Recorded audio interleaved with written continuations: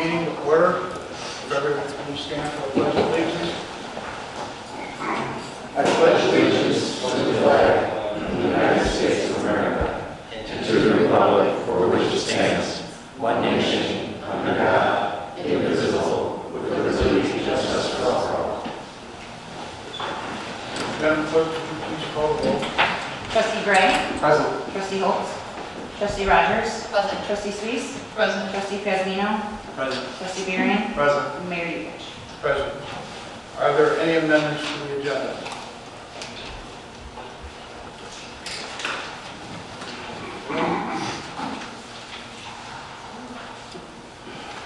Next, Big Three contest winners. Ruben Pazzino will hand out the certificates. Go ahead.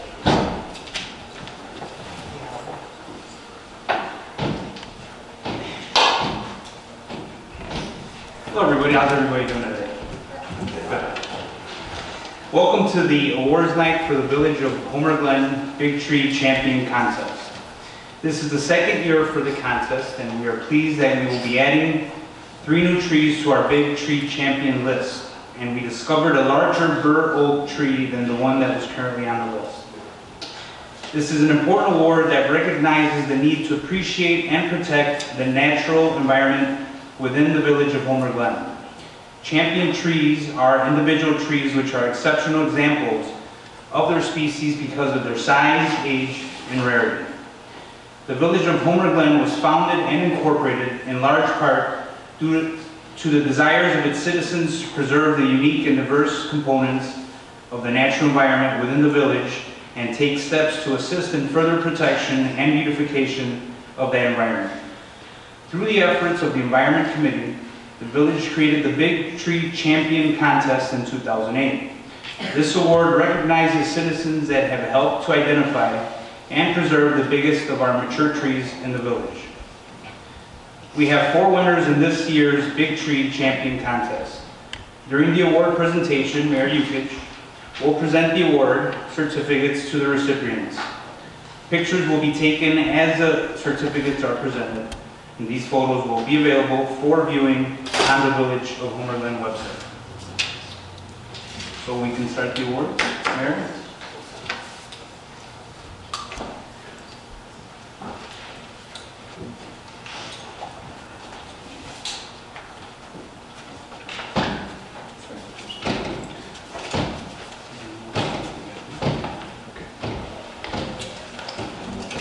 All right, the first award goes to Steve and Stephanie Amos, who have identified a Norway spruce tree with a circumference measurement of 65 3/4 inches. Steve and Stephanie here. No. Next, Bill Michelet. Do that right? Yeah. Who has identified a bur oak tree with a circumference measurement of 173 inches. This tree replaces a current bur oak champion that was identified last year. Over there.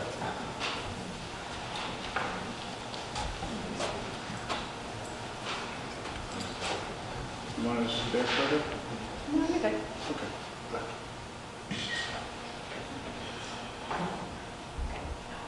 How long does it take you to skip above these?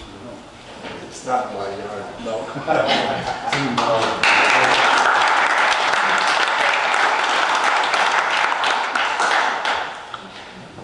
Next would be Roger Ross. He can't attend tonight, but he has identified a hedge apple tree with a circumference of 133 inches and 133 3/4 inches.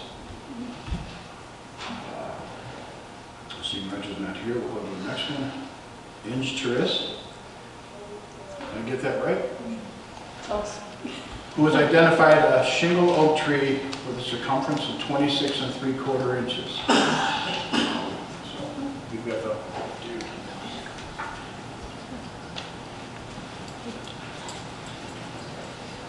Can you stand back a little bit, please?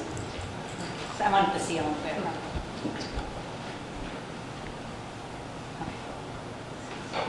Thank you very much.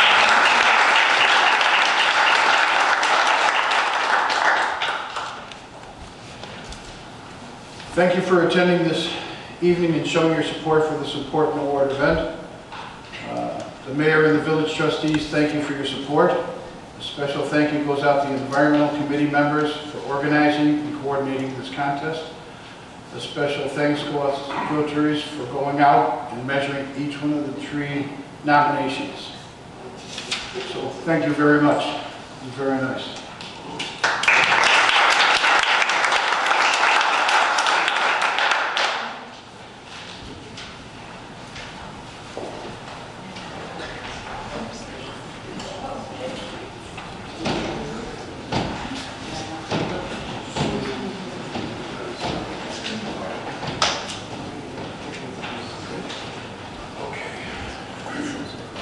All right, next would be reports and communications from the mayor and other officers. On my report, Village Hall will be closed in observance of Labor Day on Monday, September 2nd. We hope that you and your family have a happy and safe Labor Day. Normal business hours will resume on Tuesday, September 3rd. Okay, we'll go to the trustees. We'll start with Trustee Gray. Thank you, Mayor. Reporting on behalf of the Homer Community Festival Committee. We continue to finalize our accounting and wrap up of the 2019 event. We learned a lot this year, and we're going to continue to work on improvements for next year's event. Our 2019 event so far looks like it's going to continue the tradition of being in the black. We have a few more numbers we're waiting for. And a big thank you to the board and to all the residents for coming out to make Homer Fest a success. And at our August committee meeting, we started drafting our budget for the 2020 event. And I'd like to express my appreciation to all the committee members for their diligence in putting forth an honest budget. In 2019, we were within $900 of our budgeted amount, which really is an astounding feat given the complexities of that fest and moving over to the new property. So we want to congratulate them and thank them for their hard work. And we're always looking for new sponsors, and we'll be putting a link to our sponsorship packet on the Fest website soon. Many corporations are looking for sponsorship opportunities and need to get placeholder amounts in their budgets before the start of the new year. So if anybody, either in the residence or anybody on board know of a corporate sponsor we should contact, please feel free to pass that information along to our committee. Festival dates for 2020 are Thursday, June 25th through Sunday, June 28th. And you can visit www.homerfest.com or see us on social media for more details. And that concludes my report. Thank you. Thank you, Trustee Gray. Trustee Berry. No report this evening, Mayor. Thank you. Trustee Rogers. No report. Thank you. Trustee Pasmino. No report. Thank you. And Trustee Suisse. Thank you, Mayor. Reporting for the Environment Committee, just a reminder that a stargazing event will take place on Friday, September 6th. A presentation by exotic creatures will take place in the community room at 7:30, followed by our stargazing event from 8 to 10 p.m. The Environment Committee is also working on a Lands Day community cleanup event for Saturday, September 28th, which will be from 10 a.m. to 2 p.m. and details will be, forthcoming. Thank you. Thank you, Trustee Suisse. Next would be from Madam Clerk. No report. Village Attorney. As you know, typically I don't have a report, but I did want to thank all of you, the mayor and the board and staff. It was a beautiful arrangement that you sent over after my mom passed away, and I just wanted to, again, heartfelt thank you. I really appreciate it. Public safety officials. No report, Mayor. Village Manager. Mr. Mayor, I do have 2 things I just want to remind everyone. Our fall-winter newsletter is going to be delivered next Thursday on September 5th to all the homes within the village of Homer Glen, so everyone should be looking forward to receiving that. And I also wanted to remind everyone that September 14th is Explore the Core, our ribbon cutting for the Active Corps that's coming up here. And we did a second punch list walkthrough today on site. It's coming along very nicely. We anticipate the fence will be coming down towards the end of next week. And then we'll have our ribbon cutting on September 14th. Thank you. And I'd like to add in on that. Thank you to Trustee Berry and Trustee Rogers for all the time and work you put into this, because you know how good of a deal this was. and it's been wonderful. We've got our tweaks, but boy, they're so thank you. Next would be public comment. There's a 3-minute limit.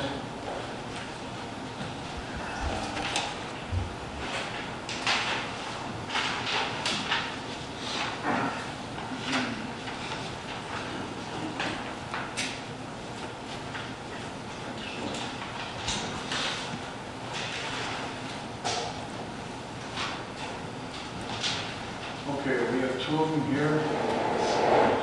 One of them is, don't get me out if I kill this. Saw Gertis, Kamsky's, Homer Glen Auto. Yes. You're up. Good evening, ladies and gentlemen. I'm owner of Homer Glen Auto Repair business for 13 years in Homer Glen. And we have a little bit situation. We have very nice stock about trees, everything else, you know, but they want to put a little bit like bad stuff. And last year, next door was like opening a truck repair business, which one is not allowed it in this area by zoning and all regulations, ordinance, without a special use permit, with the misleading information. And on August 15th, we have Plan Commissioners meeting. Mr. Vijay, I pronounce the name, he was in a meeting and he brings all information about it. And my attorney sent an email and we're getting like not a full information about everything. It's almost 2 months. All my complaints, no one is taking care about it, just more trouble. Every time I complain about anything, I'm getting trouble myself in my business. And we have some pictures and some information. I would like to give it to the mayor, take a look at everything and decide what we can do. Okay, that'll be fine. If you want to just bring the papers down to me. It's just a small information, just some of the emails. I wonder if you could do me a favor. Could you put your phone number on here? Yeah, sure. Read that out. And then this way I can get back to you.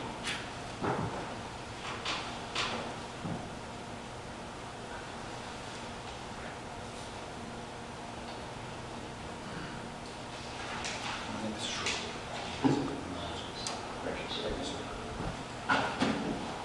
Give me a couple of days on this, and I will get back to you. Yes. Thank you very much. I'm done. Next would be Jeff Jolian.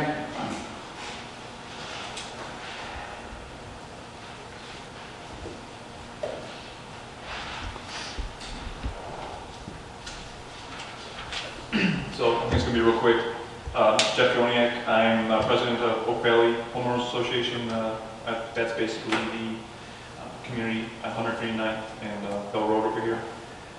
And I came here a couple weeks ago, or might be a month back, talking about a myriad of issues we had.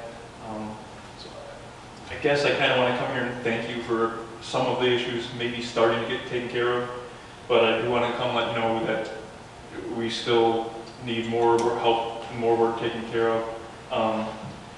I look forward to your help to close some of these issues out going forward. And I think, if I had to say, we're going to have to lean on Joe and Mike to take care of some of these issues and go out there and either say yes or no to something, close some of these things out before the end of the year.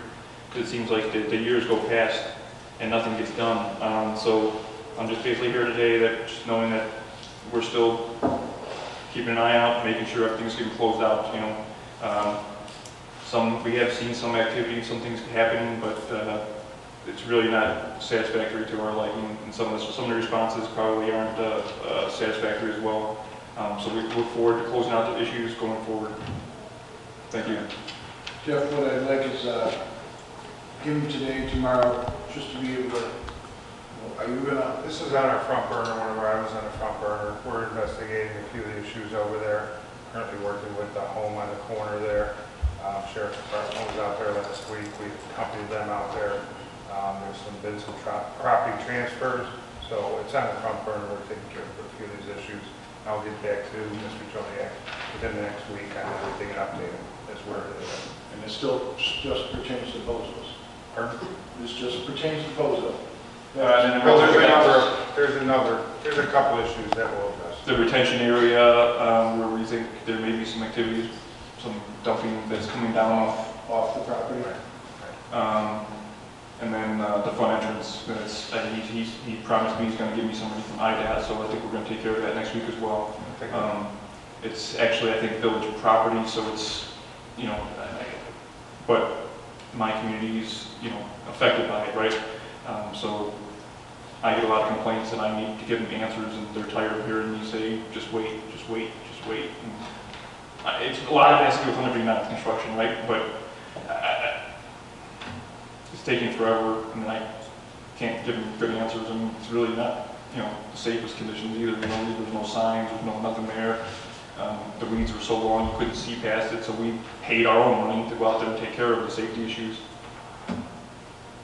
Can't we address some of that stuff so that, because they should have no money coming out of their pocket? Right. As for the road, I mean, unfortunately, we have no control whatsoever of what they're doing, but at least they're moving. Right.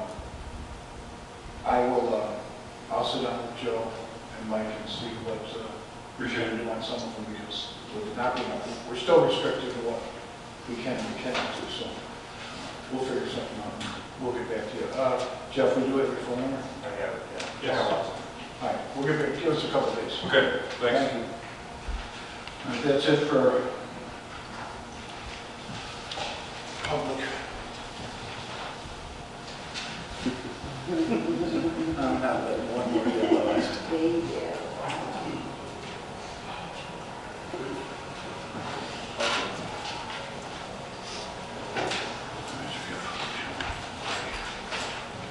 Next would be the consent agenda.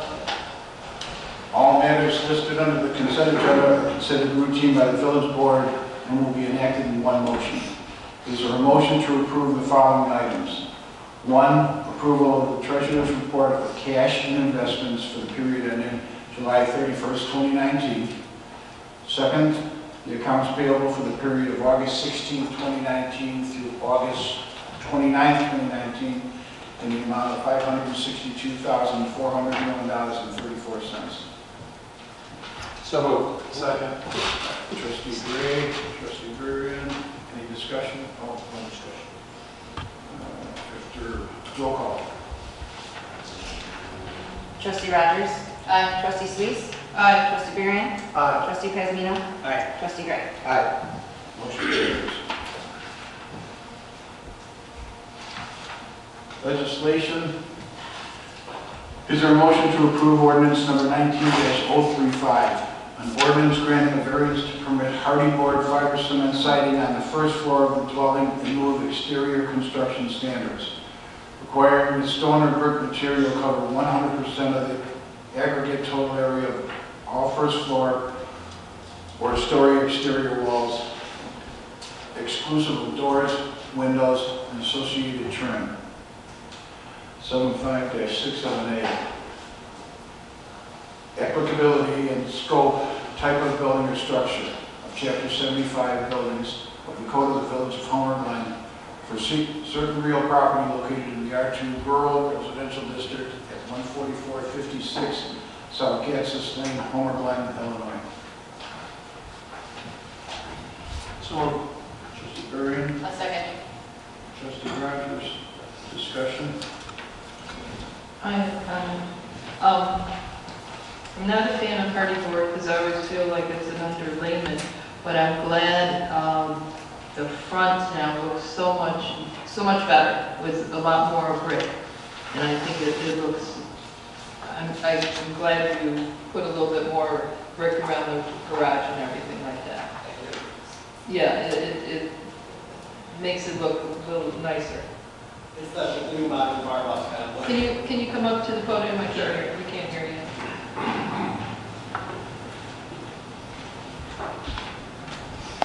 I imagine if you go to the property owner there. Yeah, it's like that modern farmhouse look we're kind of going for. We do have a stone apron. We added a stone to the left side there, front, and then the front facing garages, that's going to be stone all the way up. And it is a, not a walkout, a lookout basement, so the kind of that aggregate total, I think, plays into that on the left and right elevation also. And then your back chimney is all... Oh yeah, all the way up, Okay. yes. Any questions? Okay. Madam Clerk, please call the roll. Trustee Suisse. Aye. Trustee Marion. Aye. Trustee Pasmino. Aye. Trustee Gray. Aye. Trustee Rogers. Aye. Motion carries. Thank you.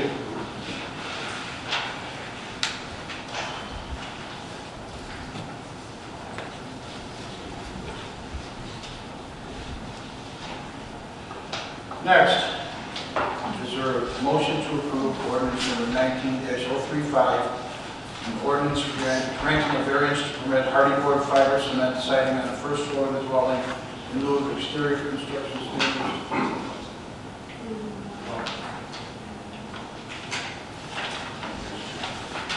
Sorry.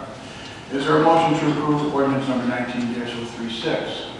An ordinance granting a variance to permit fiber cement siding on a new attached garage and move the exterior construction standards requiring that stone or brick material to cover 100% of the aggregate total area of all first floor or story exterior walls, exclusive of doors, windows, and associated trim, 75-67A.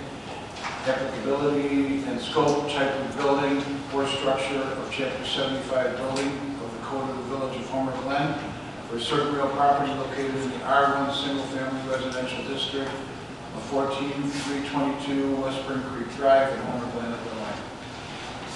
So moved. Mr. Varian? Great. Trustee Gray? I'll second. Trustee Suisse? Discussion? You're putting brick on the front. On the front, correct. But the rest of, it's only the garage, and the rest of the garage is going to be this. All right. You're on the corner there, right on Spring Yes. Street. Exactly.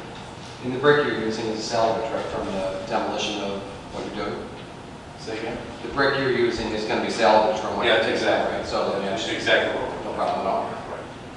Well, that's good, recycle, reuse. Oh, yeah. Are there any other questions? Madam Clerk, could you please call the roll?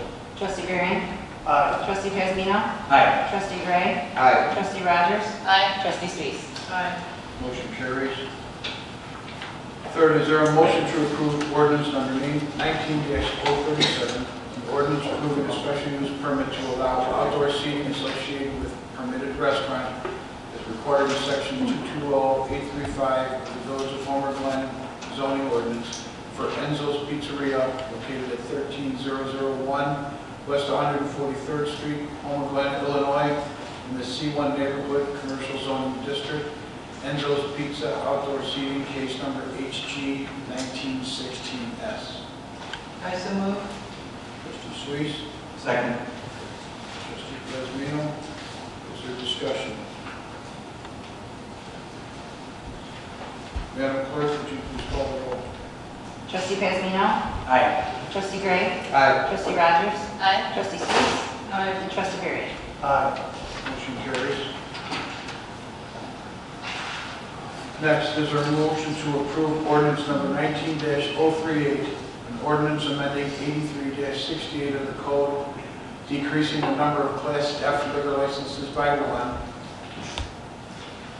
Lee and Zeno Inc., DBA Raw Sushi, 14407 South Bell Road, Homer Glen, Illinois. So moved. Trustee Rogers. Second. Trustee Varian, discussion. Madam Clerk, would you please call the roll? Trustee Gray. Aye. Trustee Rogers. Aye. Trustee Suisse. Aye. Trustee Varian. Aye. Trustee Pasmino. I abstain during, I have a liquor license, so I guess. Motion carries.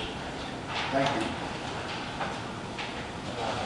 Number 5, is there a motion to approve ordinance number 19-039, an ordinance amending 83-68 of the Homer Glen Code, increasing the number of Class F liquor licenses issued within the Village of Homer Glen?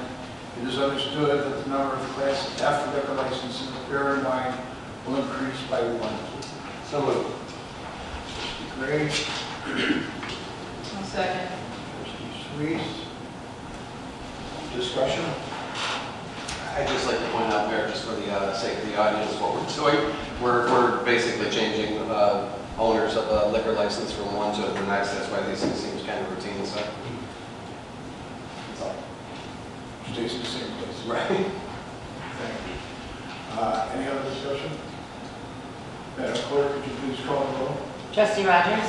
Aye. Trustee Suisse? Aye. Trustee Varian? Aye. Trustee Pesmino? I abstain. Trustee Gray? Aye. Motion carries.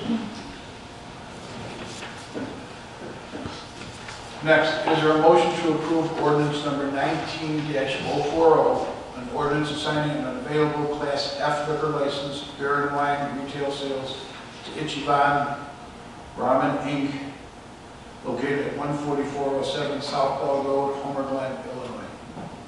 I so move. Trustee Shreese. Second. Trustee Varian.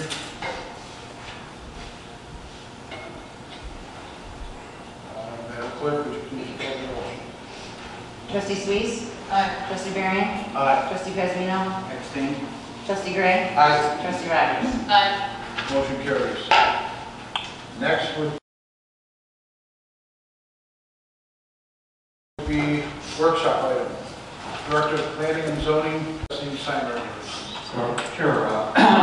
So tonight we have the comprehensive plan consulting team here to present a workshop on sign regulations. And this is part of the phase 3 work of the comprehensive plan update. And one of the goals here is to come up with standards that are consistent with Homer Glen's identity and its design expectations. So without further ado, the consultants are here to present the workshop.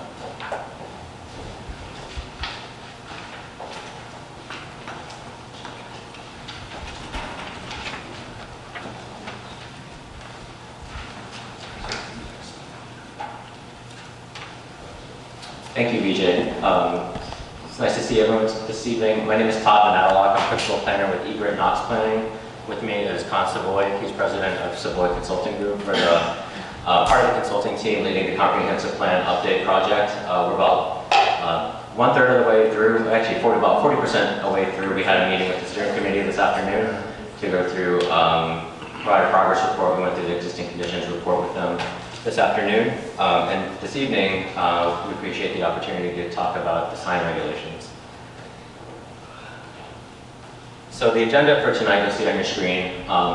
We're going to go through a quick progress report of the comprehensive plan project, and then we'll jump into the discussion of sign regulations, and we'll get through, and after that there's going to be a visual preference survey where it'll be an interactive exercise for the board to give us their feedback and types of signs and design that they would like to see in Homer Glen, and then we'll talk about next steps after that.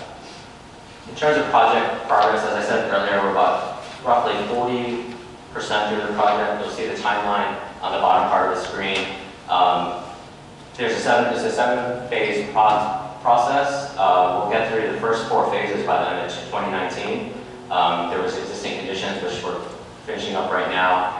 Sign regulations is the 3rd phase, and then the 4th phase is design and development guidelines. That'll be a secondary workshop that we'll conduct with you all in October. So those 4 phases comprise, will be finished up by the end of this year, and then at the beginning of 2020, around January, we'll get started with preparing strategies for the comprehensive plan. This is just give you a sense of what we've done so far. A lot of the beginning parts of the process was doing a lot of outreach. Starting in May through June, we conducted outreach, we conducted interviews, focus groups with different parts of the community. We were at Homer Fest, we had a tent there at the village's community info tent. So we got a lot of information, feedback there, and we also had an open house later that week at the end of June. And then that carries us over to today, where we actually had our 3rd steering committee meeting. So that's the quick overview of the project progress. So we'll be able to jump quickly into the sign regulations discussion with you all. So here you'll see basically what the overall role of why the village wants to update the sign regulations is threefold. One is to integrate best practices for sign regulations, especially since a lot of your regulations were done kind of over time since 2001 when they were incorporated. A lot has been done since then to update how signs are regulated in communities throughout not only throughout Illinois, but throughout the country. We also want to make sure that your standards are consistent with the expectations you have as a village, especially as there's unique parts to your community that you want to preserve. You want to make sure that your signs align with those expectations. And also, there is an important court case that relates to signs. It's the Reed versus Town of Gilbert Supreme Court case that was conducted a couple of years ago. The findings were from there. I'll actually walk you through the findings from that court case and what it means for Homer Glen. In terms of general considerations, before we get kind of knee-deep into more specific aspects of signage, there are some general considerations we would like to consider. The first two bullet points talk about variances. That's one of the most common things you kind of can get when you, not only for signs, but anytime you deal with your zoning ordinance or any codes, is that someone will want a variance to whatever you have on your books. But so when you update your code, you want to make sure that if you don't want to immediately the first case that you get in terms of development review is someone who asks for a variance. You want to make sure that you minimize those variance requests. And then another consideration is third bullet point is the potential for overlay districts. This is particularly important for your major commercial corridors, such as 159 and Bell. The types of signs you want to see on those corridors will be different than you might see in any other part because of the high traffic counts and just the high visibility of those areas. The fourth bullet point is to make sure that you're prepared to handle any non-conforming uses. So anytime you update your sign code or any parts of your zoning ordinance, there are going to be parts that once it's updated, anything that's existing now will maybe become non-conforming. So we want to have a plan in place to address those. You want to make sure that you have the capability to enforce your code because the regulations are only as strong as if you're able to enforce them. Also, when you're updating your code, you want to make sure that you have, you might want to consider doing a public education program, especially to your business owners and property owners, to make sure that they know what they can and can't do based on what's changed.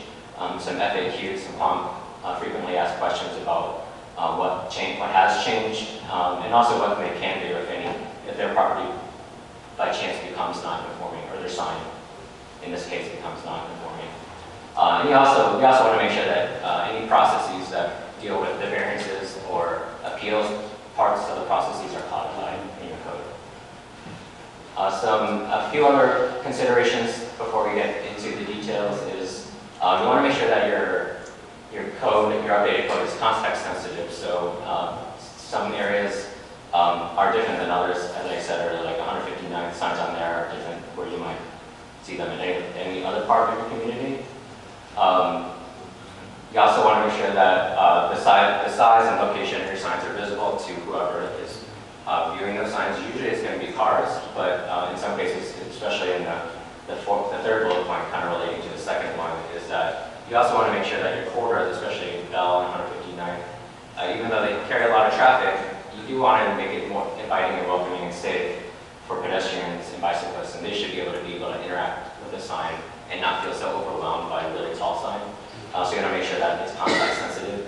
And I guess that also goes with the last bullet point, is just striking a balance of all the users who interact with the sign, whether it's the property owners, the people who are next door to those properties, and even the overall community, because your signs kind of convey a sense of the image and identity that you want to convey to not only your residents, but visitors to Homer Glen. Before we get the village board's feedback, we did, at our last steering committee meeting, the second one we had with the committee in July, we actually got their feedback on what they thought were the core issues and things to address in terms of relating to signs. And some of the key findings that we got from that, so some of the key sign types that we considered with the committee, but we'll also actually raise here with the village board tonight, is freestanding signs, multi-tenant signs, and electronic message boards. Those are actually pretty common issues that arise, and those are actually very important here in Homer Glen. The most common variances are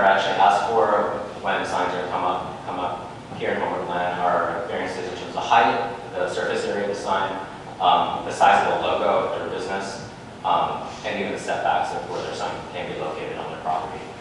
We also want to make sure that there's a balance between having business-friendly sign codes so that businesses aren't drawn away from setting up shop here, but also making sure that you don't compromise your values as a community. So that's something very important that we're going to have to consider when we update your code.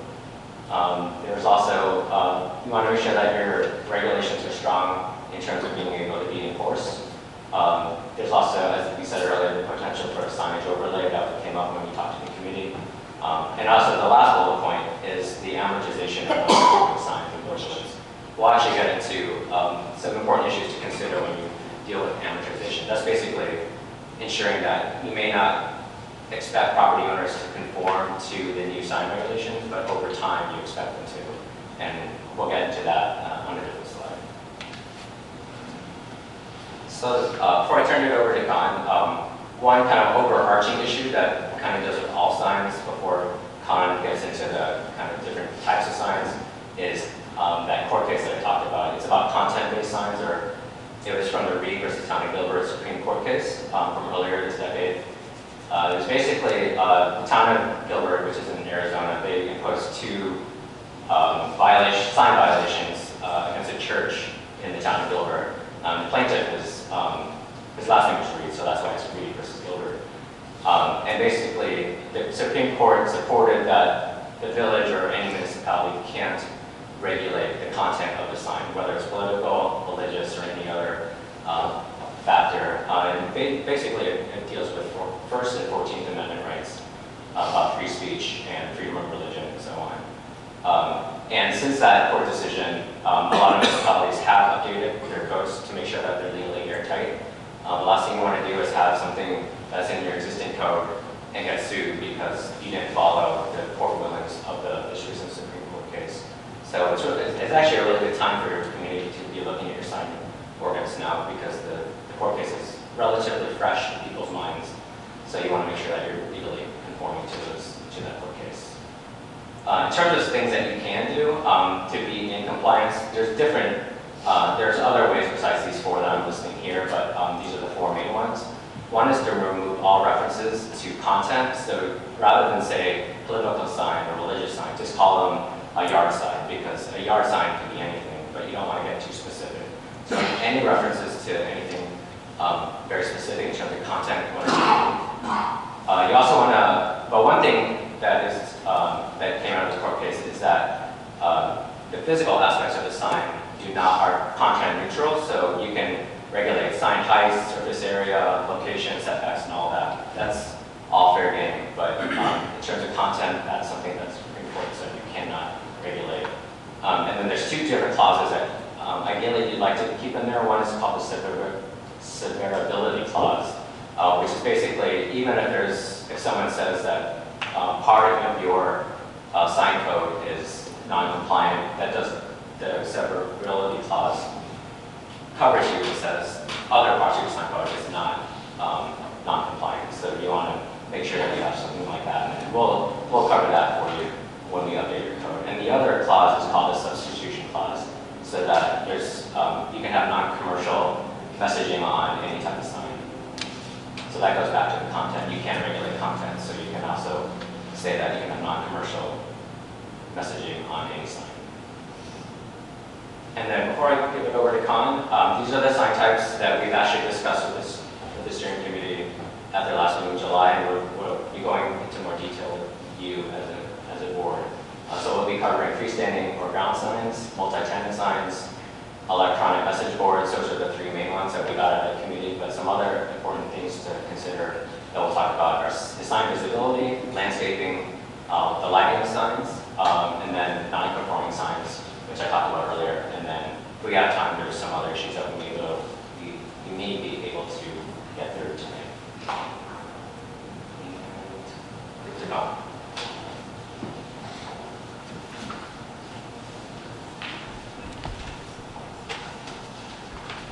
Deciding which pair of glasses I need. This is the time where you need bifocals. Distance and close up. Good evening. Again, my name is Colin Savoy, principal president of Sperial Consulting Group, lead consultant for the Compound Update, and the work that we'll be doing on the zoning ordinance. Tonight, I want to take a little bit of a breath because I hope you appreciate you come here understanding that this wasn't really intended to be a straight-out presentation. It really was intended to be more an interactive discussion with you, although this format is a little formal, not something I'm used to for a workshop. My hope is that we do have a discussion. And we do hear from you, as many of you I have heard from through direct interviews that we've had a month or two ago relative to some of your thoughts relative to signs. So this is an opportunity to kind of collectively revisit some of those ideas and have further discussion. And the point of this, obviously we're not bringing to you recommendations. We have some thoughts. We're more, at this time, sharing information with regard to our perspective of your code, things we heard from previous stakeholders, issues that arose, and trying to determine as a result of this discussion tonight, there's a kind of consensus with regard to an approach that you would prefer. Obviously, we are looking for that because for us to go back and draft regulations without any sense of direction, will be a shot in the dark in terms of if we know if we're meeting your expectations. So hopefully, not only will you participate, but we can try to get some kind of direction. But if we don't, we'll do our best and bring back to you at least something as a starting point. So with that, and then let me also just take a breath here to ask if there's any other questions anyone has with regard to anything that Todd has shared previously with regard to the approach, some of the issues, general considerations, some of the input we got from the committee, anything regarding case law, and any other questions you have at this point. Okay? All right. So my role tonight is to lead you through a series of slides that get into more detail with specific sign types. And a lot of what, many of the sign types and the discussion of the issues associated with the sign types will also be revisited. There will be an opportunity for you, as Todd mentioned earlier, for you to participate tonight in what's called a visual preference survey. And I'll talk about that a little bit later, but that will give you a more direct opportunity to interact with, you give us your thoughts via cloud-based, internet-based polling system, your thoughts on specific types of signs. But before that, I think the important thing is I wanted to set up, I guess, use these slides to set up an understanding of what the sign types are, what the issues are associated with each of these sign types that have come up so far. So we're going to talk about a little bit about definition, what the current status in the code is, and then, again, some of the issues to be addressed. So now I'm trying to determine, I guess that's it. All right. And so, with regard to freestanding ground signs, there are several categories under that broader category called freestanding ground. Your code actually intermixes some of that terminology, and it does so in other areas as well when we talk about wall signs. And that's problematic, obviously. And so one of the things we need to do is clean up some of the definitions and simplify. Right now we have definitions for freestanding signs, ground-mounted signs, and monument signs. So you're going to ask yourself, so what the heck is the difference between all those? And there are subtle differences between those. A freestanding sign actually is a more general catch-all category. Could include ground-mounted, which you think of a monument sign. Ground-mounted generally means that there's a base of the sign that's 80, and I think your code defines it as 80% of the width of the total sign. So it's usually on a stone base or a concrete base of something. So those two are very much interrelated. Freestanding signs could include pole signs, pylon signs, which is another type. We'll talk about that. I think in this image, well, yes, there is. I'm going to figure out which is the pointer.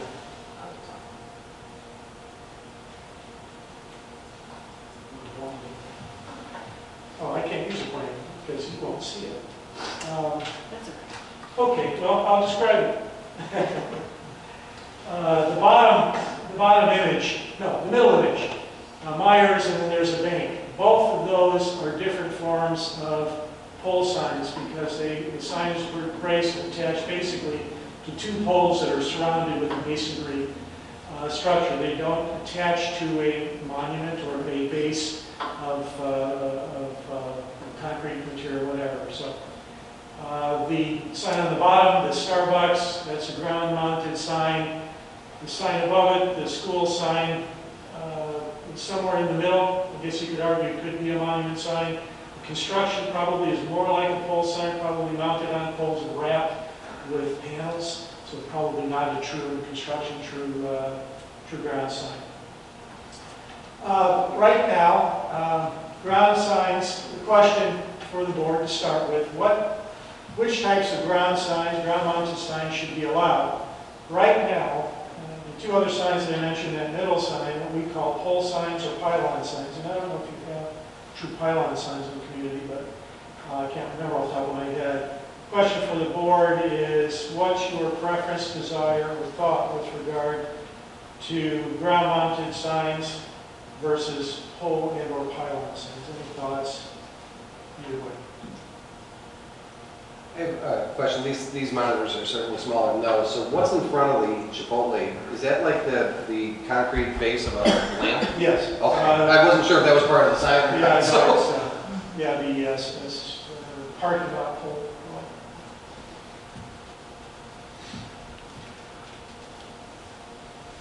So what's our preference on these? Yeah. Right now, your code does not allow the Myers and I think it's a bank. I can't read the name of the bank. Sign down lower. Or the school, right? Third bank. The school either, because it has to be masonry. Well, yeah, exactly. Well, right. Masonry, and I don't know that there's actually true ground sign in the real definition. Right. That's correct.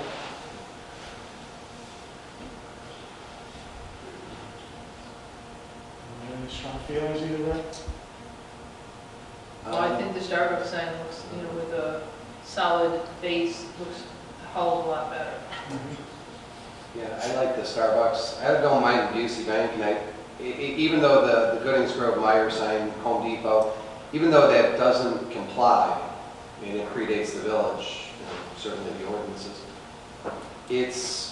it works for that site, I think. So those are and I think you paid some attention to overlay districts and things like that, so that maybe we can make certain allowances. But even though something like that, it doesn't conform to a masonry base and it doesn't conform to our heights, it doesn't necessarily preclude it in my book. So. Yeah, I think that was a talking point in here that'll be revisited. That idea of allowances for basically larger projects, larger size, larger projects. Should there be extra allowances? As for the Meyer sign that Trustee Gray was just talking about, I agree. If we start doing a bunch of them on the bottom, we're going to have people not paying attention to the road because we're going to be too busy trying to read the signs as they're driving past them. So, if they dress it up, because we've got a couple of signs that are designed like the Meyer sign that are antique and they need to be reworked. Right. But you don't want them all over. If it's a standalone building, it should have a standalone sign to where it's lower. If you've got a group in a parking lot where you have 10 stores, I think that the Meyer sign would be absolutely perfect. Shilling sign, I don't know if I want to go to the school and tell them to put it in brick because they'll raise their taxes again. So, we do have a big mixture of signs in the village. I think it would be nice if we could kind of get them to where they all kind of fall into one of 3 groups. Yeah, understood. Okay. I don't like the shilling sign with the message on the bottom. I think those are important for schools and libraries, but I would hate to see that in commercial where all of a sudden people are putting, sale, 50% off sale and being able to interchange that.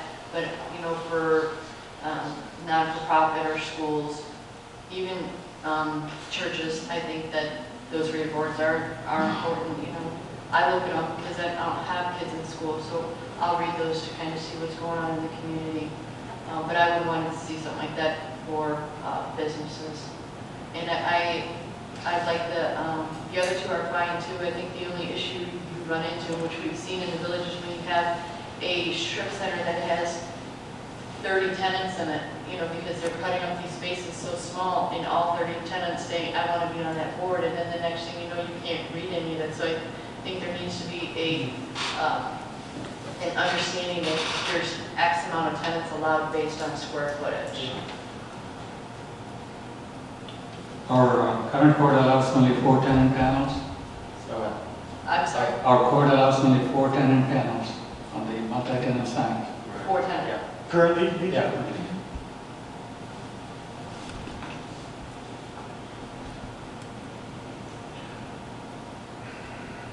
All right, I guess we'll move on to the next talking point. This is maybe more an observation, but getting your thoughts as well. Commercial signs in the A1 agricultural districts. The current sign regulations really for A1 reference residential standards. The argument is that we should apply commercial sign regulations rather than residential sign regulations to uses that, commercial agricultural uses or tourism-oriented uses like Benston's or other ag-oriented uses, and not apply residential sign standards, which are clearly much more constrained. So that is, I call it an observation, but you know, asking your thoughts on that, if you have any different opinion on that, but our thought would be that we should bring agricultural commercial uses under the commercial signage and not residential.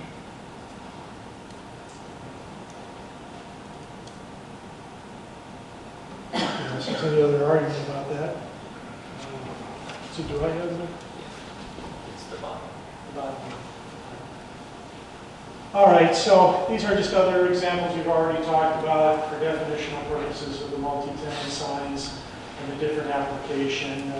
According to BJ, under your current code, several of these would be non-compliant not only because of height and area, but because of the multiple tenant signs, number of tenants listed. So that may be something that we have to revisit, or we simply just eliminate the number of panels in favor for just an overall area that the sign area occupied, and then let that be determined by the owner.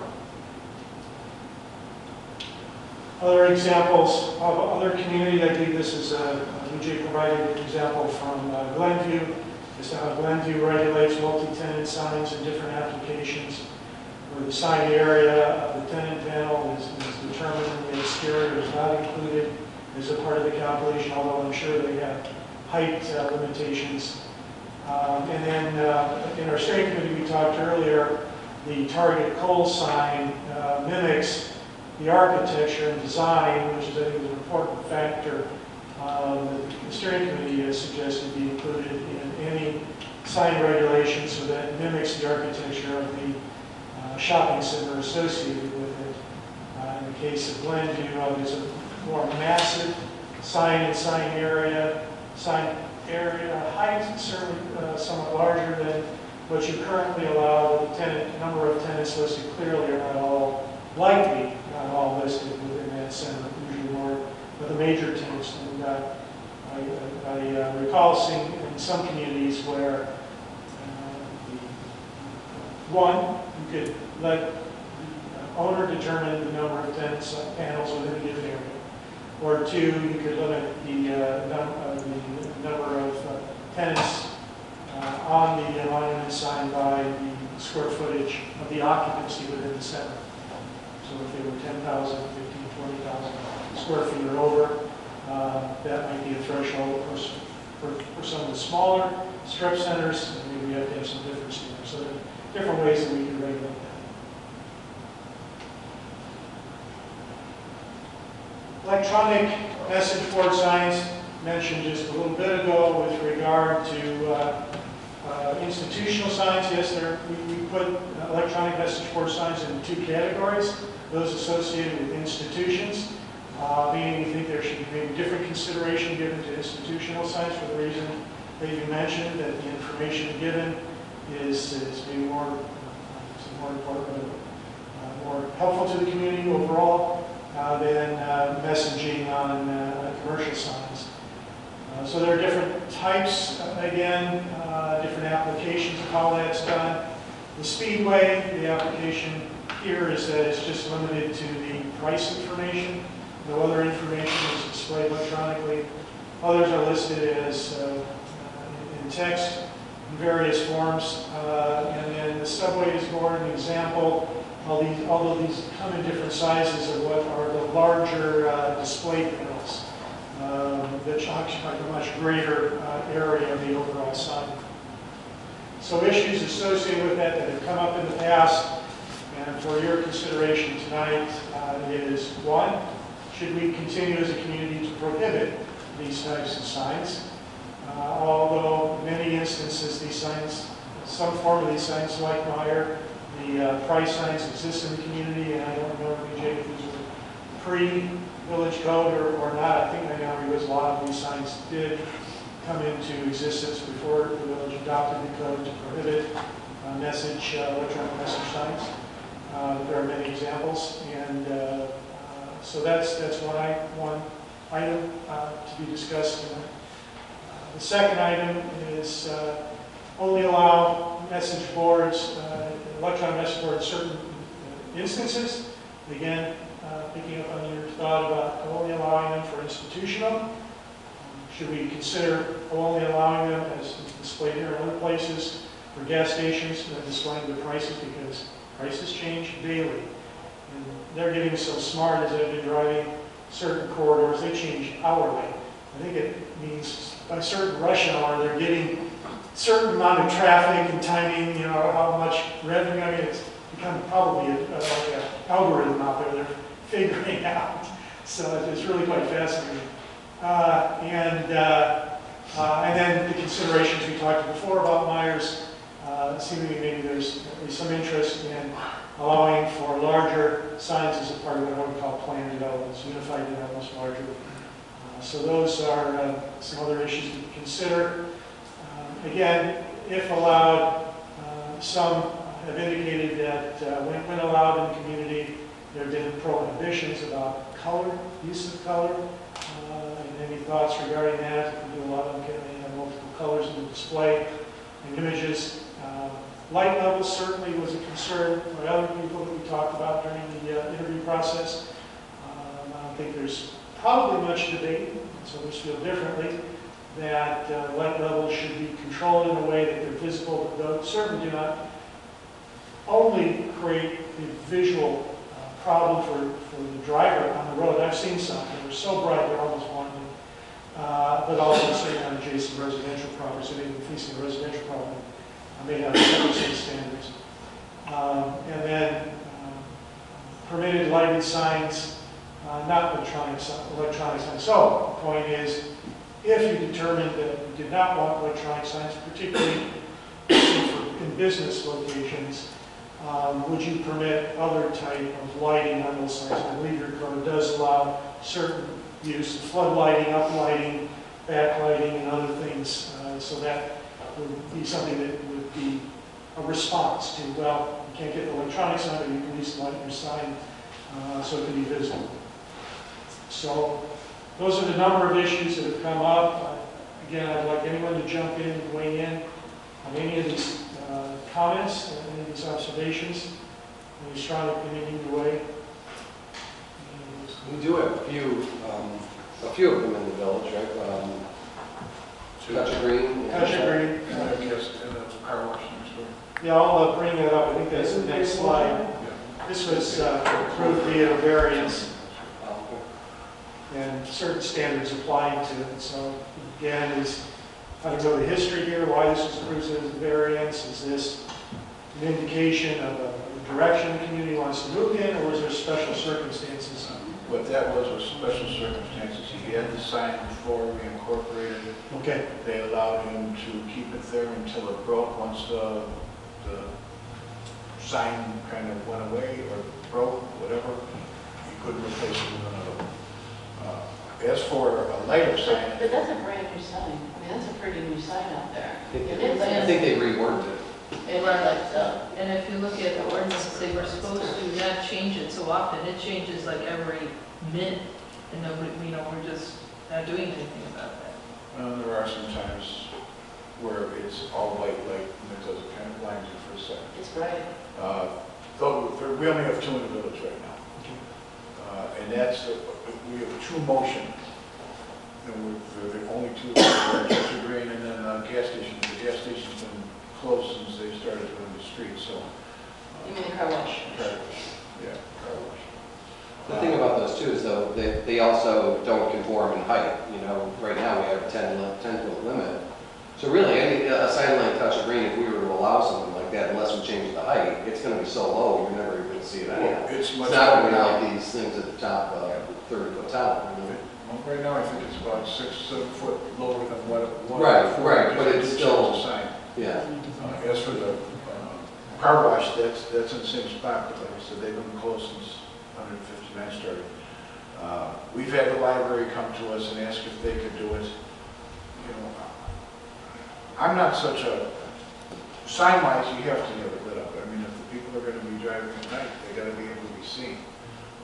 As for uplighting, no, I don't see a reason for uplighting. There's a lot of other ways they can do it. As for the signs that the Touch of Green has,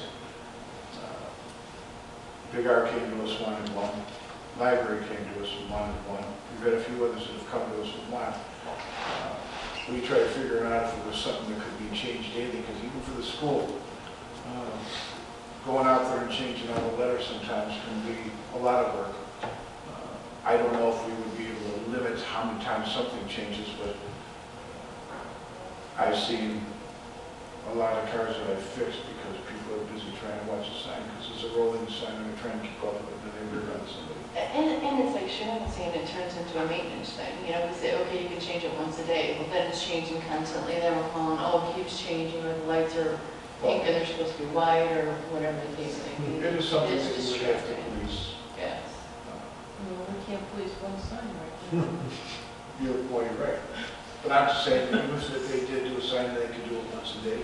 If, like the library, for the things that they have for the kids, at least the parents know what is being involved for the day.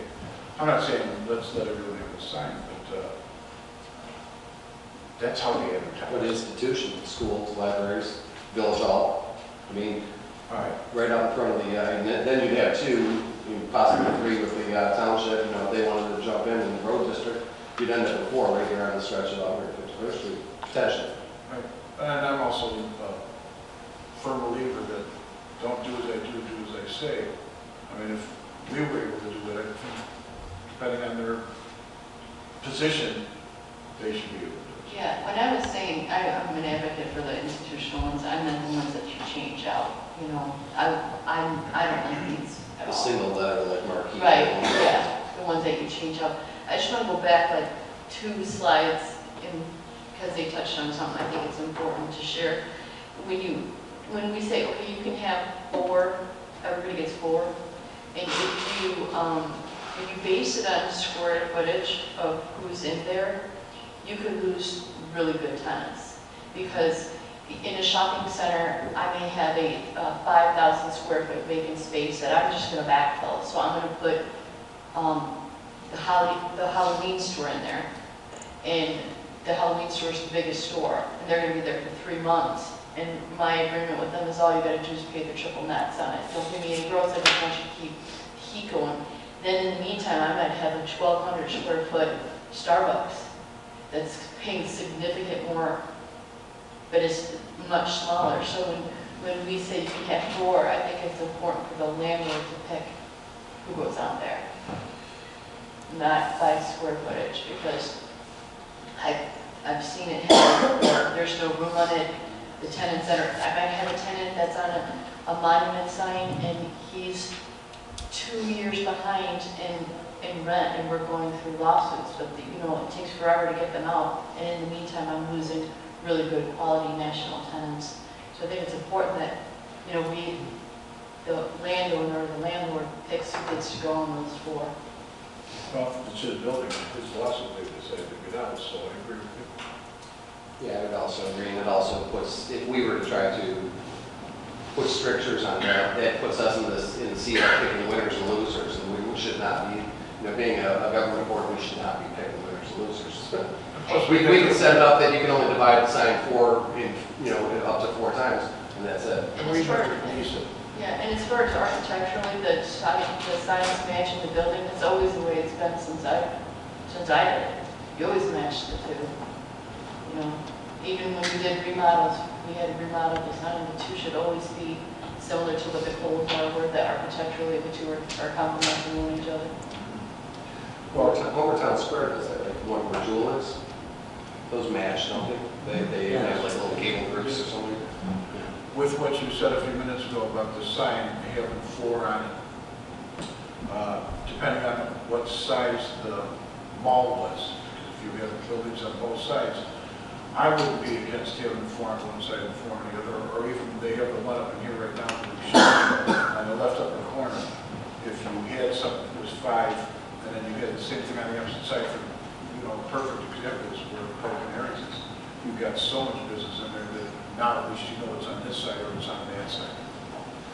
Yeah, I think it goes back to something that was mentioned in the beginning, structure, size, the things we can control. And I know this isn't content, but it still is content.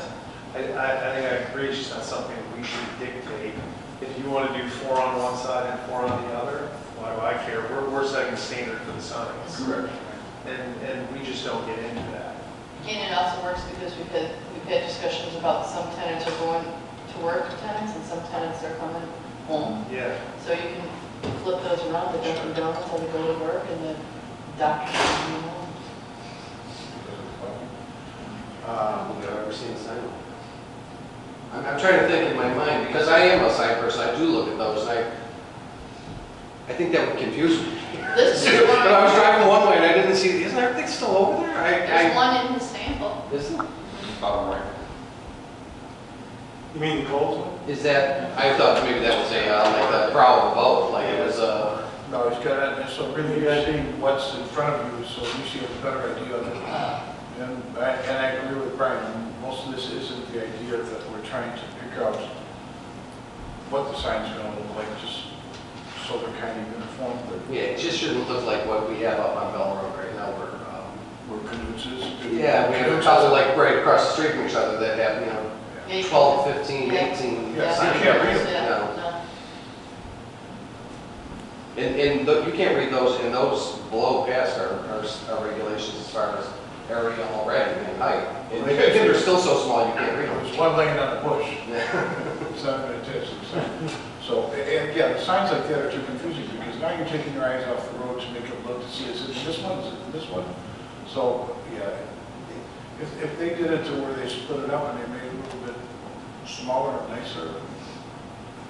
I mean, is there any data, science, anything behind, I mean, we have 4, but I'm not sure that was ever backed up by anything. Is there anything that, and Jane, I guess this would even be for you, but is there anything that says sign size dependent for, at some point, if you have 8, doesn't even matter, they're all blended in together, people don't even catch it anyways. Is there anything to help guide as opposed to us picking arbitrary numbers and saying 4 sounds good?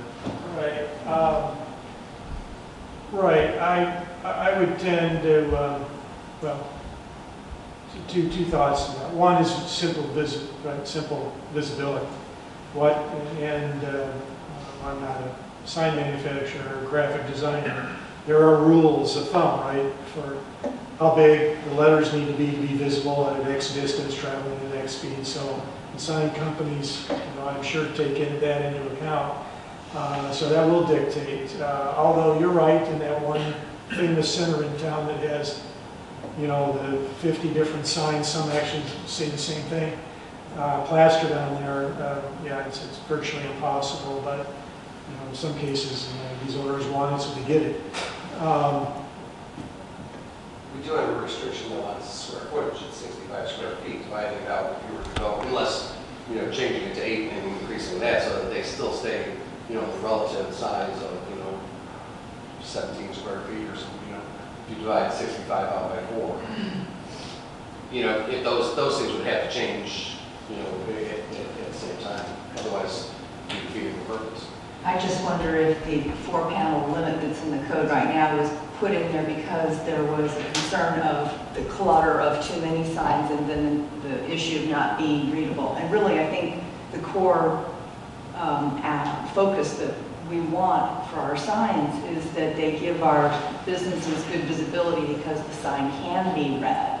And that is related to, you know, distance, size of property, how many tenants you need to represent, which is a landlord decision, and the speed of traffic. So I'd be interested in our consultants maybe giving some options if they found some best practices in other communities that focus on readability. And I don't think we really need to worry about the number of panels. It's more about that the signs that are produced are something that can be read. I don't know, I'm not quite some sure communities, I recall, do have letter size, height limits. Right. So that something can't be smaller than X, it has to be a minimum size, Right. so you not only avoid the clutter, but it addresses legibility. But, you know, quite frankly, it just seems to make common sense, but like you have to legislate it. You know, communities do that. Most of the situations I'm aware of that I've worked on generally just simply define, like, I can't point it in. The one upper right, the Gateway Center in Grandview, I guess, where you just define the area of the sign, the display, and then the tenant or landlord can then determine the number of sign panels within that. So that's the other side of this. Don't get hung up on 4, 5, 6, because quite frankly, that number is arbitrary. I do like your thought about rather, if we're going to regulate anything, regulate the letter height size, so it can't be below a certain, like 6 inches a foot, I don't know what it is. Or do like Glen do, just define the box and let the owner put in the size he thinks are appropriate to help him lease his property. And, you know, if they can be readable or not readable, well, it's, I guess, kind of the business in order to kind of determine. I mean, you want to waste your money and put a small sign up no one can read? Well, bless you, I guess, right? I don't know what else to say about that. So, two schools have thought along that road. One, a little more regulatory. The other, a little more laissez-faire, I guess. How you strongly feel about it. So on like this Gateway Center 1410 sign in Glenview, so you're saying the Glenview codes just, they make the box and the owner of that building just accommodates as they see fit? I believe that's the case. I have not, this is some information BJ provided, and I have not looked at this closely. I'm just, based on my experience, this is not untypical of how other communities have regulated similar types of signs. I don't recall seeing or worked on a ordinance that prescribes how many panels you can have. Like I said, I recall, I don't know how commonplace it is, but I do recall some communities that have established the minimum size of letters on signs like this. Oh, and there's another point I wanted to mention. In most cases, these types of signs for these larger multi-tenant centers are often handled, I don't know in every case, but often handled through the village's plan development process. PJ, I don't know if that's true here as well? Only if the buildings are more than 50,000 square feet, so otherwise they'll be simple site plan review. Okay, so every project already building over 50,000. So, you know, the bottom line is you, Plan Commission, the board, will have the ultimate say on the architecture, the look, the panel size, whatever, and can, within the plan development, you know, can make a judgment on that in the end. You know, if the developer wants more or you have different feelings about it, that could be subject to your review. I mean, I think for me, the goal of the exercise is quality of build, aesthetics, but also not handcuffing the developers and the end users to judge what's best within our parameters, but to ultimately get to a spot where we're not seeing sign variances every time we get a development to come through, something we're all comfortable with. And once we say, hey, this is kind of the standard, we're dealing with less and less of this, and these are kind of, staff deals with it, and this is, you know, as part of the development process, and that's the goal here. So for me, it's, you know, some basic standards on the sign for consistency, and then I think I'm more open to letting the developer and users kind of figure out what's best for them. And I think you're right. If this is where I think this whole experience of the comp plan steering committee has been valuable, to hear people like Con and Todd talk about the experiences in some of the other towns and some of the best practices has been valuable. But this is one of those where I think I'm open on that. And then I think, well, if you've got a, you know, a landlord that wants to put 12, just so everybody's on the sign, wants to put 12 of them that nobody can read. I mean, I think just finding somewhere in between that. Right now, I don't know why everybody would do that, to your point. Right. But it's also possible because we've seen it occurring right now in town, in some cases with temp signs over some of our monument signs. So, yeah, so there is a balance here, I think, to not just saying, here's the parameters, but I don't know, this is where I kind of defer to the experts to say. Yeah. But that's the goal, I think, of the exercise for me. And I think one important point in this that we talked about earlier was when we get to the end of this sort of steering committee and comp plan update, it's on everything but this, correct me if I'm wrong, but on everything but signs, it's going to be suggested guidelines to guide us. But part of this contract is to actually work on a new sign ordinance that's codified. Right. So I think that's, and timing is important for us on this. Thank you. Very helpful. All anyone has to do tonight when they're going home is drive by some of them. You can't, you almost have to come to a stop to be able to read some of these signs because they're just overpowering. You know, even if you look at the one on the left upper, I mean, the GSB is the only thing that really stands out. Sure. And then so you know at least you're getting hints, and then you can read the top. But these bottom four, with cheaters on, I can't read that.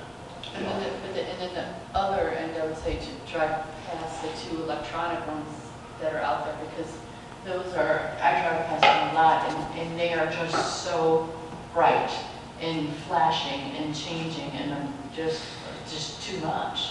Especially when it's a light, it actually blinds you. Or like the fireworks over 4th of July, or it's just too much. All right, let's revisit that real quickly, because this we kind of left off regarding electronic signs. If I'm correct in my general observation, and here maybe more a sympathy for allowing electronic message signs for institutional uses, or no? No. I'm not an electronics person. I'm okay with it. Go out there and change them. I don't know what those are called.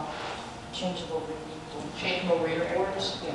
I would be okay with electronic on gas because I know what you're saying. Yeah. Those can change twice a day. Yeah. You know, I don't mind that with gas, but we'll have to make sure that it also complies with Reed versus Gilbert because it is content saying schools and religious institutions can have them, but not commercial. There's kind of a border. Well, they're saying that schools institutional, they don't want them.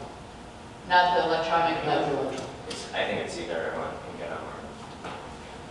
Well, that would be interesting. Yeah, that would be interesting, regardless of consensus here, to maybe dig down and figure out if that's the case. If that case affected that it's kind of one or all, or none or all. Yeah, is that what you're saying? Yeah, it's kind of like saying there's a school monument sign and a commercial monument sign. You can't specify either one because you're discriminating the content. But you can just say ground sign or electronic message board sign, and that's fine. Okay, but we're not saying potentially commercial no, institutional yes, that may be prohibited based on that case? My guess is that the court case, the ruling would say that you can't regulate that, but I have to go back and make sure. But it does sound like it's content-based. But it sounds like it's the village board. It seems like you're leaning towards not specifying either different uses can have them or not. I personally struggle with this one a little bit, just because I think there is that greater good message of some of the institutions. I look at, and on the other hand, I do agree with the mayor. It's kind of, how do you tell those that are putting all the risk into a business, they can't have something, but, you know, the library can, so I struggle with that, no doubt. I think there are some things that we already kind of go down that road on, though. I mean, if you look at any of our fest signage, we put that on every public, you know what I mean? And no one complains, and it's a public service, but if we allow every business to go hit every pole, so we do it to some extent already, and I don't think there's been much pushback on that. That's one that I just struggle with, but if there's a feeling to keep it, you know, no across the board, Yeah, I'm not going to argue against that. It's just, that's one I struggle with. If what I'm hearing he's saying, it's all or nothing, then I'm a nothing. Yeah. You know, then I'm a nothing. Yeah, if that's the case, it makes it easy. Right, because I mean, especially when you're saying we can't restrict what they're putting up there, and sometimes you go past some of these signs that you see, and some people think it's funny, and some people think it's offensive.